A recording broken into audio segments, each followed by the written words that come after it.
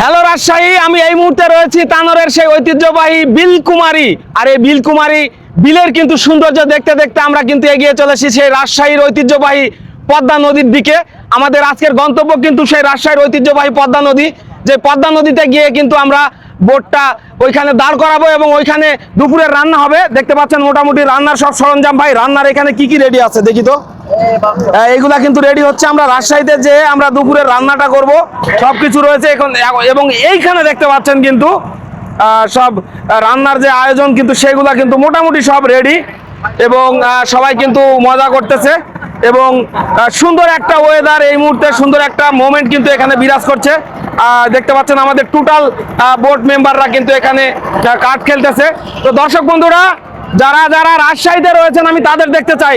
রাজশাহী বিলকুমারীর আশেপাশে যারা রয়েছে তাদেরকেও দেখতে চাই। এই বিলকুমারী যে বিলটি, এটির আসলে এত সৌন্দর্য, এটা আসলে আপনারা এখানে না আসলে আপনারা আসলে বুঝতে পারবেন না। একদম সৌন্দর্যের অপার নীলাভূমি এবং দেখতে পাচ্ছেন মাঝে মধ্যে কিন্তু বোটে করে মাছ ধরতেছে বিলের মধ্যে মধ্যে। এক কথায় সবকিছু মিলিয়ে অসাধারণ একটা অনুভূতি কিন্তু আজকে বিরাজ করছে।